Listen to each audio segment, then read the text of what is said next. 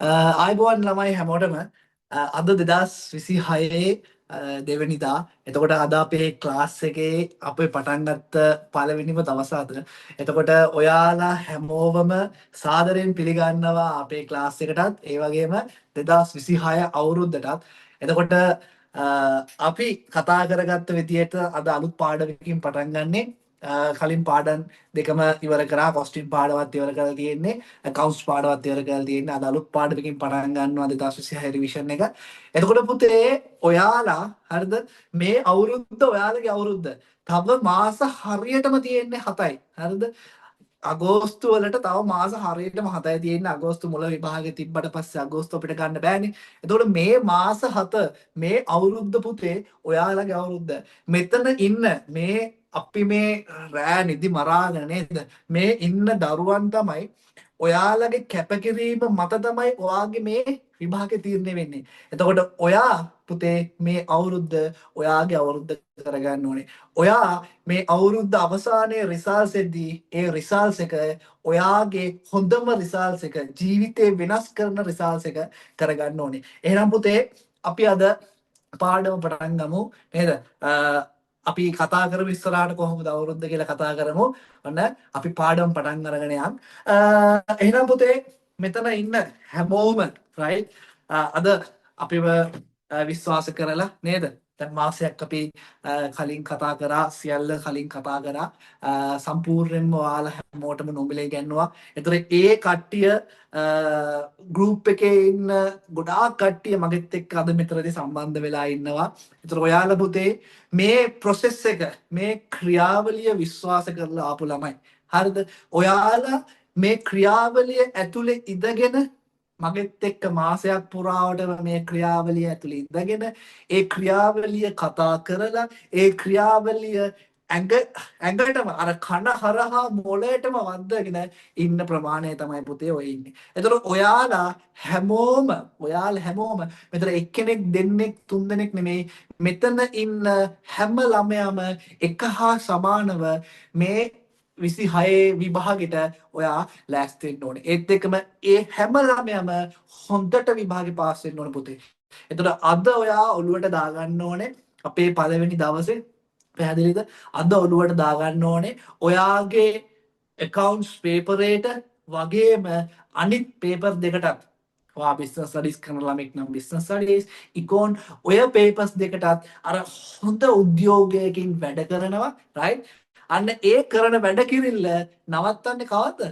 නවත්තන්නේ පොතේ ඔයා අගෝස්තු මාසේ. පැහැදිලි නේද? right. එහෙනම් ඔය තමයි ඉතින් අපේ අවුරුද්ද මම හිතනවා ඔයගලන්ට හොඳ අවුරුද්දක් උදා වුණා ඊයේ නේද? පළවෙනිදායි.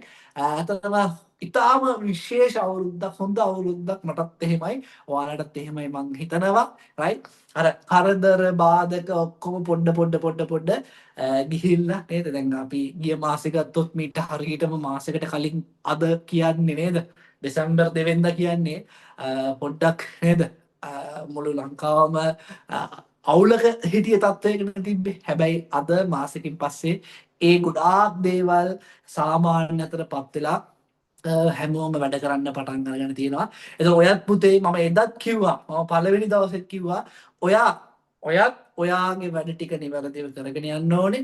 26 අගෝස්තු විභාගය කල් යන්නේ නැහැ. එතකොට ඒ වෙනුවෙන් ඔයා ටාගට් කරලා වැඩ කරන්න ඕනේ. අපි අපේ වැඩ ටික ඉවරයි. දැන් අපි දන්නවා දැන් ඔයාලා දන්නවා. ඔයාලා දැන් බලා ගන්න ඕනේ පුතේ මම මේ කොච්චර ඉවර කරත් ඔයා බලා ගන්න ඕනේ මම කියන විදියට ටියුට් එකේ ගණන් දෙවෙනි හරිය දාලා හැදුවද? ඒත් එක්කම ඔයාලට දුන්න හෝම්වර්ක් කරාද? ඔයාලට දුන්න කොස්ටින් රීකැප් ටික ඉවර කරාද? රයිට්? ඒ සියල්ල ඔයාලට දීලා තියෙනවා. ඒතකොට ඒ ටික ඉවර කරාද කියලා ඔයා හෘද සාක්ෂියෙන් දැන් මට සමහරවිට මම අහුවට පස්සේ ඔයා මෙතන ටෙක්ස්ට් එකක් දැම්මොත් කරනවා කියලා කරා කියලා. හැබැයි ඔයාගේ හෘද සාක්ෂියට අනුව ඒක බොරු නම් කියන්නේ එහෙම බෑ රයිට්. මේ අවුරුද්දේ පුතේ ඔයාගේ ටාගට් එක විය යුත්තේ කොහොම හරි right මොන්න දේ කරලා මොන්න බාධකේ ආවක් මොන්න දේ කරලා හරි ඔයාගේ ඒ ලෙවල් ගොඩ දාන එක right එහෙනම් අපි ඒ ප්‍රාර්ථනාව ඇතුව අද පාඩම් පටන් ගමු පුතේ අද පළවෙනි පාඩම අපිට පටන් ගන්න තියෙන්නේ පළවෙනි අවුරුද්දේ නේද ඒ කියන්නේ අවුරුද්ද පළවෙනි දවසේ දිස්සරහන් න්‍යාය පටන් ගන්න තියෙන්නේ දිස්වරහන් න්‍යාය පටන් ගන්න තියෙන්නේ. එතකොට මොකද මේ දිස්වරහන් right දිස්වරහන් පටන් ගන්න තියෙන්නේ මම ඔයාලට ටියුට් එකක් දීලා තියෙනවා right මේ තමයි ඔයාගේ දිස්වරහන් න්‍යාය ටියුට් එක. එතකොට පුතේ මේක හරිද ඔයා print එකක් දාගත්තත් කමක් නැහැ. එහෙම නැත්නම් ඔයා ලැප් එකෙන් බලනවා නම් ෆෝන් එකෙන් බලාගත්තත් කමක් නැහැ.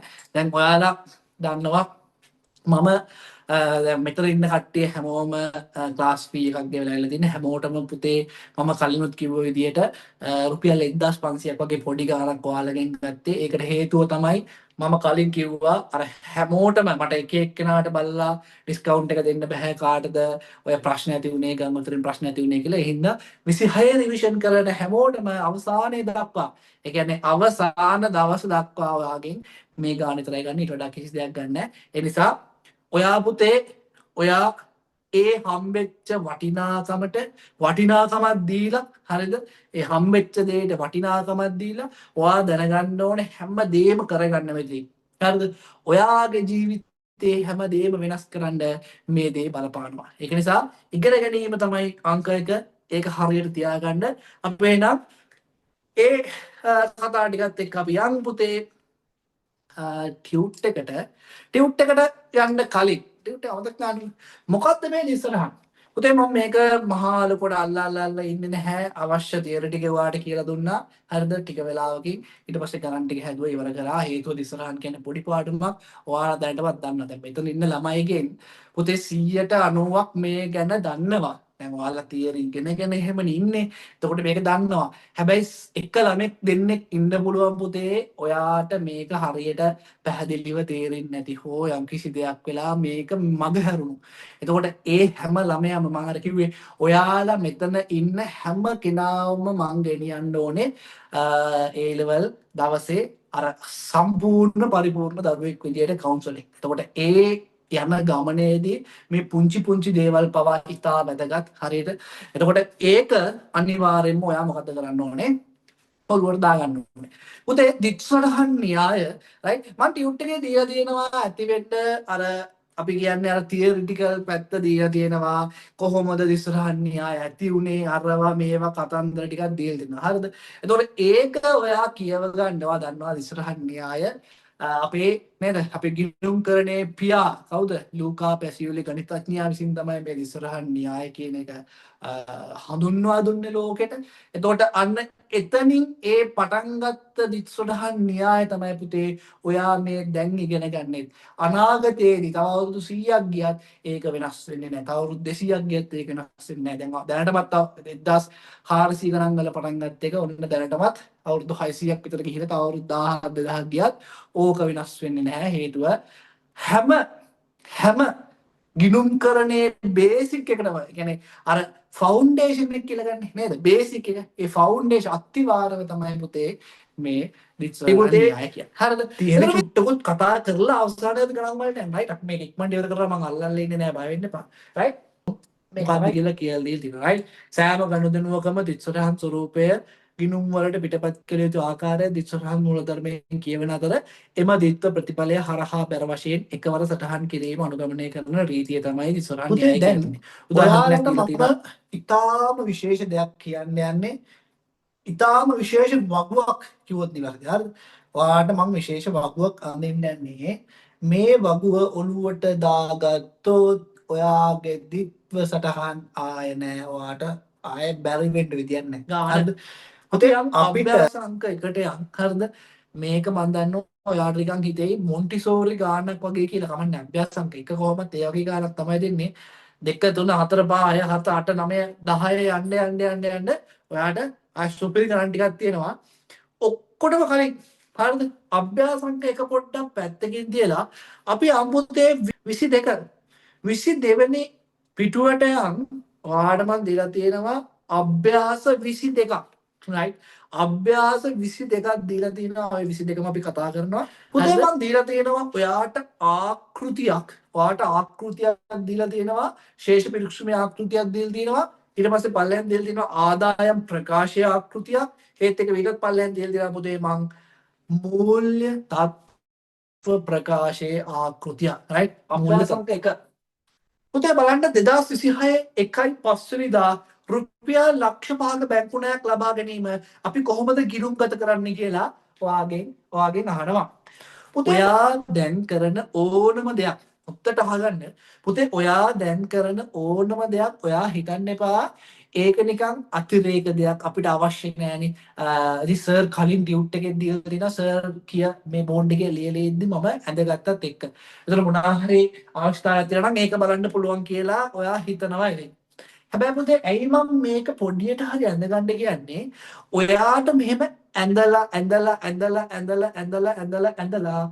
අවසාන දවසේ ඒ කියන්නේ විභාගයේ දවසේ මේක පුතේ ඇඳිලා තියෙන්න ඕනේ කොහෙවත් නෙමෙයි මේක ඇඳිලා තියෙන්න ඕනේ ඔයාගේ ඔළුවේ මේ වගේ දිත්‍ර සටහනක් මතක් වෙද්දිම ඔයාට ඔයාගේ ඔළුවෙන් මතක් වෙන්න ඕනේ වත්කම් වැඩිවීම හර වගකීම් වැඩිවීම බැර ආදායම් වැඩිවීම බැර දැක්කද ඒක පුතේ ඔළුවේ ඇඳිලා තියෙන්න ඕනේ ඒ අඳින්න ඔයා ඔන්න ආරම්භ කරන්නේ මෙහෙම කොළවල ඇඳලා හොත්තට මතක තියාගන්න ඕනේ මේවා තමයි මේ ට්‍රික්ස් හරිද ඔයාට මං කිව්වා ඔයාට පුතේ කාලය ඉතුරු කරගන්න ඕනේ හරිද ඔයාගේ පේපරේ ලොකුම ප්‍රශ්නේ තමයි කාලය ඔයාගේ පේපරේ ලොකුම ප්‍රශ්නේ තමයි කාලය ඒ කාලය වැය වෙන දේවල් අපි දැන් ඉඳන්ම අඩු කරන්න ඕනේ.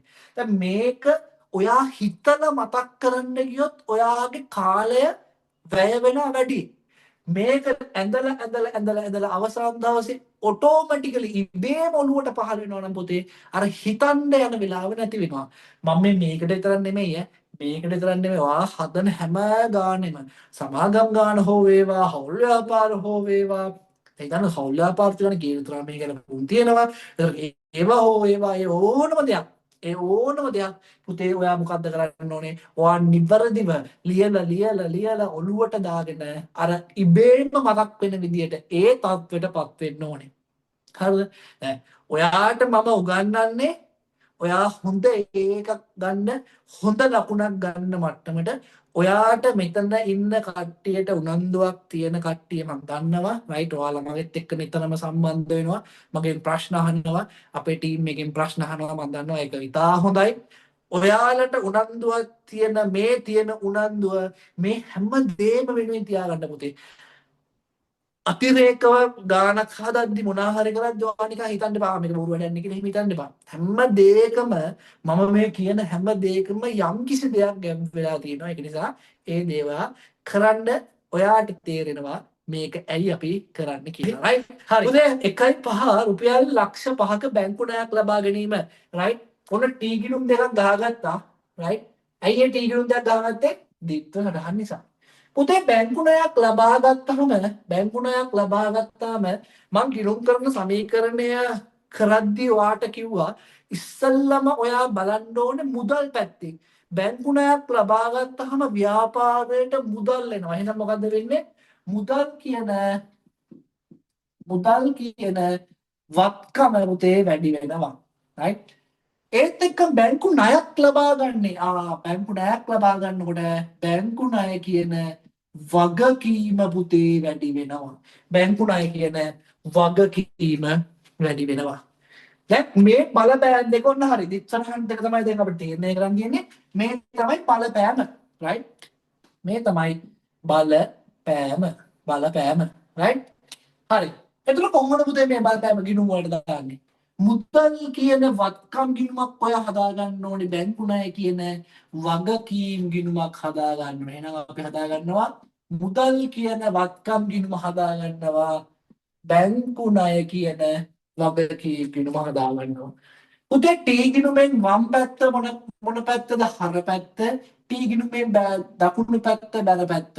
එහෙනම් මේ පැත්ත හර මේ පැත්ත බැල. දැන් ඒවා මතක තියෙන්න ඕනේ right? කොහොමද දාන්නේ? හරිද පුතේ මුදල් එද්දි මුදල් වැඩි වෙනවා වත්කම් වැඩි වෙද්දී වත්කම් වැඩිවීම හර පුතේ වත්කම් වැඩිවීම හර එම වත්කම් ගිණුමට හර විදියට සටහන් කරනවා ලක්ෂ 5යි right මුදල් කියලා හර වෙනවා ලක්ෂ 5යි අපි බලමු මොකද්ද මෙතන ලියන්නේ කියලා පුතේ බැංකු ණය කියන්නේ මොකද්ද වගකීම් වැඩි වෙනකොට ඔන්න වගකීම් වැඩි වෙද්දි බැල බාන්න කොච්චර ලේසි කියලා. වගකීම් වැඩි වෙද්දි බැර. වගකීම් වැඩි වෙද්දි බැර. එහෙනම් බැර කරනවා පුතේ ලක්ෂ 5යි. මොකද්ද ලියන්නේ? මොකද්ද ලියන්නේ? ඒක කොහොමද තීරණය කරන්නේ? රයිට්? දාන්න බලන්න මැසේජ් එකක් කොහොමද ලියන්නේ? මොකද්ද ලියන්නේ කියලා. මොකක්ද මෙතන ලියන්නේ? ඇයි මම මේ කොට දාලා තියෙන්නේ? මොනවා හරි ලියනවද නැද්ද? රයිට්? පුතේ හොත්තට මතක තියාගන්න මේ ෆස්ට් ටයිම් ලාස්ට් ටයිම් කියලා දෙන්න ආයි මම මේක කියලා දෙන්නේ මම දන්නවා ඔයා මෙතන ඉන්න 90ක් දන්නවා කියලා දන්නවා රයිට් පුතේ සාමාන්‍යයෙන් අපි ගිණුමක මෙතන විස්තරය ලියන්නේ සාමාන්‍යයෙන් ගිණුමක මෙතන විස්තරය ලියන්නේ මේ විස්තරය කියන්නේ මොකක්ද ලියන්නේ පුතේ අපි මෙතන ලියන්නේ මේ සටහනේ අනෙත් සටහන් තියෙන ගිණුමේ නම අහගන්න මෙතන පුතේ අපි ලියන්නේ මේ බැර සටහනේ අනිත් සටහන අනිත් හර සටහන තියෙන තැනේ එහෙම නැත්නම් තියෙන ගිණුමේ නම. එහෙනම් මෙතන ගත්තොත් බැංකු ණය 50000ක් බැර වෙලා තියෙනවා බැංකු ණය ගිණුමට. එහෙනම් මේ බැංකු ණය ගිණුමේ අනිත් සටහන ඒ කියන්නේ හර සටහන තියෙන්නේ මොන ගිණුමේද? මුදල් ගිණුම. එහෙනම් පුතේ මෙතන ලියන්නේ මුදල් කියලා. පැහැදිලිද? මුදල්. එහෙනම් මෙතන මොකද ලියන්නේ? පුතේ මුදල් කියලා හරපැත්තේ ලක්ෂ 5ක් තියෙනවා. එහෙනම් මෙතන ලියන්නේ මේ ලක්ෂ 5 අනිත් සටහනේ තියෙන ගිණුමේ නම. එහෙනම් මොකද ලියන්නේ? පුතේ මුදල් හර එකේ අනිත් සටහන තියෙන්නේ කොහෙද? බැංකු ණය ගිණුමේ. එහෙනම් මෙතන ලියන්නේ පුතේ බැංකු ණය. ඉතා පැහැදිලි. පැහැදිලිද? ඔන්න ඕක පැහැදිලි කරන්නයි පළවෙනි ලේසි ප්‍රශ්නේ මම ඔයාට දුන්නේ. රයිට්? මෙතන ඉඳන් පොඩ්ඩ ඉස්සරහට යනවා. හරි. මේක ලියාගත්තා කියලා මේ වගේ ගැළපිලි 100ක් දුන්නත් මේ විදිහට හදාගන්න පුළුවන් වෙන්න ඕනේ. ඒව පුළුවන් වෙන්න පුතේ පොඩ්ඩ ප්‍රැක්ටිස් කරන්න. රයිට්? පුතේ අඩමාන ණය කියලා කියන්නේ ඔයාගේ හොඳම යාළුවට බාණ්ඩ විකුණනවා. ඔයාගේ හොඳම යාළුවට ඔයා බාණ්ඩ විකුණනවා රුපියල් ලක්ෂයකට. ඒතර හොඳම යාළුවා මුතු වෙලත් නැහැ. නේද? පිස්සු හැදිලත් නැහැ. පොඩ්ඩක් බාගෙට පිස්සු වගේ තමයි. හැබැයි හරියට පිස්සු හැදිලා නැහැ. ඒත් එක්කම බෑන්ක්‍රප්ට් වෙලත් නැහැ. ඒ කියන්නේ මොනවත් වෙලත් නැහැ. මිය ගිහිල්ලත් නැහැ. මොකුත් නැහැ. හැබැයි මිනිහා හොඳම යාළුවා වීම මත ඔයාට ප්‍රශ්නයක් තියෙනවා මේ යකා මට ගෙවයිද නැද්ද කියන එක. එහෙනම් ලෙජරය කියලා කියන්නේ ඔයාගේ ව්‍යාපාරයේ තියෙන සියලුම ගිණුම් අන්තර්ගත වන ස්ථානය. එහෙනම් ඔන්න ඕක තමයි කියන්නේ අනිවාර්යෙන්ම ශේෂ පිරික්සුම සමාන වේ යුතුයි. පුතේ බලන්න වාගේ ටියුට් එකේ අන්තිම පේජ් එකට ගිහිල්ලා ඒක තමයි ශේෂ පිරික්සුම කියලා කියන්නේ. අද සංගේ 11 එතකොට හරි අපි කතා කරා. එතකොට පුතේ ඔයාලා හරිද මේ අභ්‍යාස ටික දැන් මම ඔයාලට හෝම්වර්ක් දුන්න අභ්‍යාස කිහිපයක්. එතකොට ඒ අභ්‍යාස ටිකත් ඔයා කරන්න අපි ඊළඟ සතියේ කතා කරනවා. එතකොට මෙතන තියෙන ඊළඟ ගණන් ටිකත් අපි ඊළඟ සතියෙන් කතා කරනවා. එතකොට ඊළඟ සතිය ඇතුළත අපි මේ දිත්ත සටහන් කියන පාඩම සම්පූර්ණයෙන් ඉවර කරලා දානවා. ලේසි පාඩමක්. දැන් ඉස්සරහට එන ගණන් ටිකක් තියෙනවා. ඒතර ඒ ටික තමයි ඔයාලට අපි හදන්න ඕනේ. ඒ ටිකත් ලේසි අමාරු නැහැ. රයිට්? ඉස්සරහට කොහොමද ලේසි? ඒක පාඩමක් විදිහට කොහොමද ලේසි? දැන් ඔයා කියයි සර්ට නම් ලේසි ඇති නේද? සර් කොහොමද උගන්නන කෙනානේ සර්ට කොහොමද ලේසි ඇති කියලා. නෑ එහෙම නෙමෙයි. සමස්තයක් විතර ගත්ත පස්සේ ඉස්සරහට මාර් ලේසි. අනිත් පාඩම් වලට සාපේක්ෂව. රයිට්? එතකොට පුතේ ඔයා දෙවෙනි හරිය දාලා මේ හැම ගානක්ම හැදෙන්න ඕනේ. මේ අද වෙද්දී මේ අද අපි අභ්‍යාස 11ක් ඉවර කරා. ඔයාට ගණන් 3කුත් දීලා හෝම්වර්ක් එකක් විදියට. එතකොට ඔයාලා මෙතන ඉන්න හැමෝම අනිවාර්යෙන් මේ හෝම්වර්ක් එක කරන්න ඕනේ. එතකොට තව සතියක් තියෙනවානේ පටන් ගන්න. ඒ සතිය තුළට හෝම්වර්ක් එක වෙලා තියෙන්න ඕනේ. හැම ගානක්ම දෙවෙනි හරිය දාලා හැදිලා තියෙන්න ඕනේ. එතකොට මෙතනදී අභ්‍යාස 11ක් වෙනකන් අපි කරා. එතකොට සම්පූර්ණ ටියුට් එක බලන්න ආයෙ පාරක් නැවත නිකන් බලන්න. විනාඩි 10 යන්නේ උපරිම. මේකේ තියෙන පොඩ්ඩයි නේද? සමහර ළමයිට ඕක බලන්න ඕනේ නැහැ. පාඩම් මතකයි. හැබැයි පොඩ්ඩක් බලන්න. ලෙජරේ යන කුමක්ද? ශේෂ පිරික්සුම යන කුමක්ද? රයිට්? අවසාන පිටුවේ දීලා තියෙනවා මං පිටු තුනක් ශේෂ පිරික්සුමයි ආදායම් ප්‍රකාශයකුයි මූල තත්ත්ව ප්‍රකාශයකුයි. ඒක මොකද්ද? ඊට පස්සේ සමහර ළමෙක්ට වෙලාවක් තියෙනවා නම් අපි ඉස්සරහට අභ්‍යාසංක 12 අභ්‍යාසංක 13 අභ්‍යාසංක 14 ඔයාට try කරන් ඉන්න පුළුවන් බලන්න. අනිවාර්යෙන් පුතේ ඔයා අභ්‍යාසංක 12ත් ඔයා ගෙදර වැඩක් විතර කරන්න ඕන homework එකක් විතර.